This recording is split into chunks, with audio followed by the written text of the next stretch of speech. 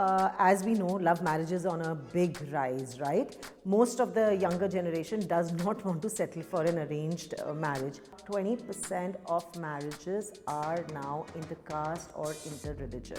These things seem minuscule, but on a day-to-day basis, challenging your belief system, challenging your prayer values, challenging, what you eat. When there is love, why look at it as a difficulty in any which way? Why not celebrate diversity?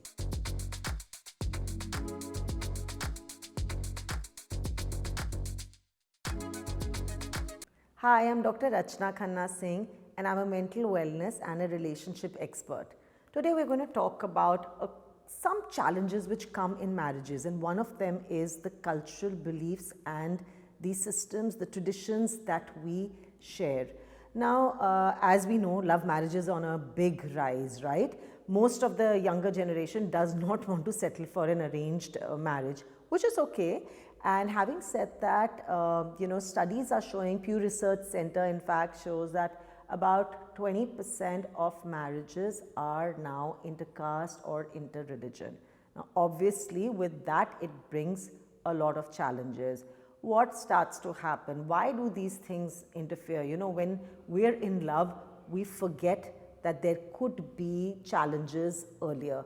And that is the reason why people opt for premarital counseling nowadays, where they will come discuss the difficult things which might happen to be roadblocks later. And one of them, besides financial difficulties, sexual preferences, distribution of household chores, another very big aspect is the difference in cultures.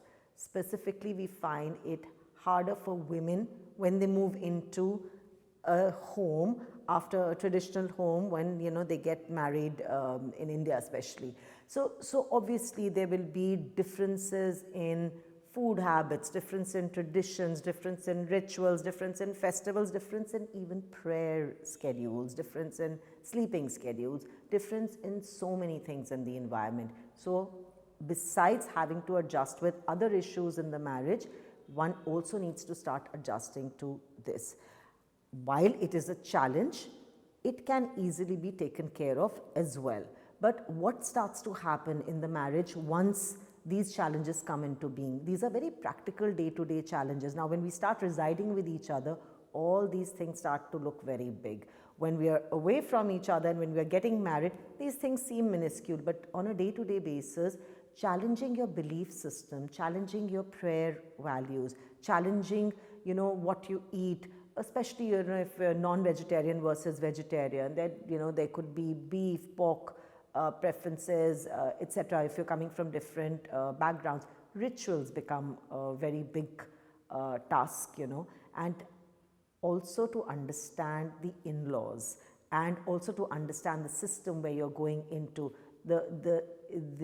They expect you obviously to adjust within their system altogether. So what is it that we can do, and how can we cope, and just look at it as a roadblock and let go of this hiccup with a positive mindset? So here are some few tips which I'm going to give you.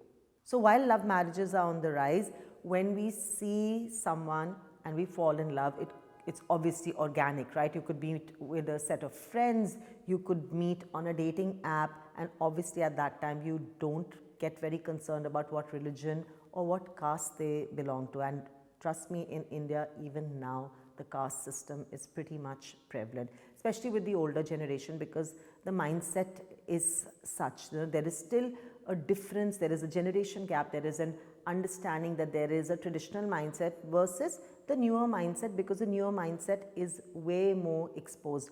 Having said that, when somebody moves into a home with with parents, in-laws, and extended family, and in the Indian system, we love to be with the family together, and why not? And the girl needs to make some adjustments. Having said that, the couple, what should we do, right? So a few tips here. The couple should come as a unified front. Both of you, husband, wife, should have good communication with each other, so that whatever these little hiccups are, whether they are something as big as your belief system with religion, or something as small as as little as food habits or few things which you see around at home which you can't understand, or some small daily things which happen in the home which you can't understand. So I think if you communicate with each other, you can easily go past it. The second thing is to have a candid conversation also with your in-laws, if it is possible, to help them understand. And I'm sure today's mindset, if they are enveloping to you, they will help you adjust as well, to help them understand that you're here to bring the family together, not pull the family apart. And then of course, if you still feel it is difficult, then seek some external support. Do become a part of some groups also. You have support groups where people help you understand how to adjust into each other's homes and how to adjust into each other's cultures. And the last thing is, when there is love, why look at it as a difficulty in any which way? Why not celebrate diversity? So it is diverse, it's something new. We keep looking for something new, something challenging to keep us motivated. So look at it like that. Just look at it as a stepping stone in your loving relationship, and you can build these blocks and just go past it.